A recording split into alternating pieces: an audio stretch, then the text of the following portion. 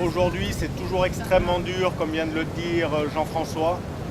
Notre association PRR s'est inscrite dans cette crise depuis le début en essayant d'apporter des propositions de réduction du risque qui soient acceptables par l'État, par la région, par les municipalités, de manière à ce qu'elles puissent être demain déployées.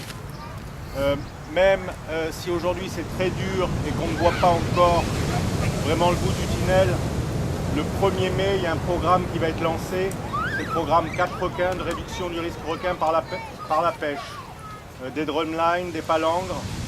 Et dans cette réunion, même si la ministre a eu des mots déplacés, il y a aussi un sentiment qu'il y a, pour ma part, une prise de conscience de l'État de l'ampleur du problème. Même si aujourd'hui elle n'a pas un discours de reconnaître que c'est pleinement une crise, elle a décidé d'amplifier l'effort de pêche.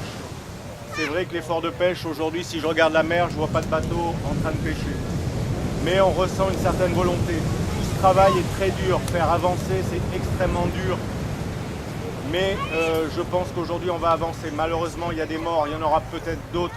Malheureusement, qui portent les différents programmes que l'on a aujourd'hui sur le terrain, que ce soit les Vigies requins, que ce soit Cap Requin, que ce soit le programme MSP ou d'autres programmes à venir, qui c'est qui les porte? Ce sont des associations citoyennes comme nous. Donc nous travaillons tous bénévolement, que ce soit la Ligue, PRR, OPR à nos côtés dans ces actions de lobbying. Nous sommes tous des bénévoles, nous faisons tout ce que nous pouvons. Mais en face de nous, ce sont des décideurs. Nous leur apportons des projets. Nous avons besoin de leur appui, de leurs finances pour avancer. Malheureusement, nous ne sommes pas dans notre temps et votre temps, mais nous sommes dans le temps administratif et dans le temps des déblocages d'argent et des décisions. Et ça, nous les subissons tous, vous et nous qui travaillons dans ces programmes. Ce que je voudrais dire également, c'est que il faut continuer les mouvements que vous faites. Ces mouvements, même si je suis là à dire qu'il y a il y a certainement des avancées, une position qui va permettre d'avancer demain, il est important de continuer la pression que vous portez, vous les jeunes, devant, à animer ces mouvements.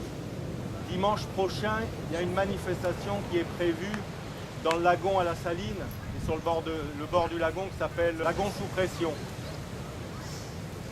Nous avons l'occasion aujourd'hui, puisque nous sommes décriés par les associations qui ont fait la manifestation d'hier, comme des massacreurs de requins, nous portons le discours que nous voulons aussi cette réserve, que nous voulons aussi ce corail, ce lagon. Le papa d'Elio a dit que si Elio était là, il aurait été présent dans cette manifestation.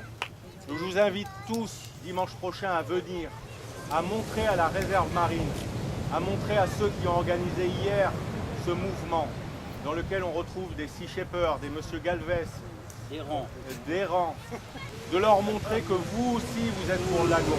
Et comme le dit Monsieur Canestri, nous avons tous une âme d'écologistes. Nous voulons défendre la nature, mais nous voulons aussi qu'il y ait une place dans cette nature pour l'homme, qui n'est pas le tout nature. L'homme vit dans la nature, en fait partie, et nous devons trouver un équilibre entre ces deux. Et je vais faire tout mon possible pour avoir le soutien de la réserve dans cette manifestation, et ça va contribuer à montrer au camp d'en face, s'il y en a un, que nous sommes aussi dans leur même discours. Voilà.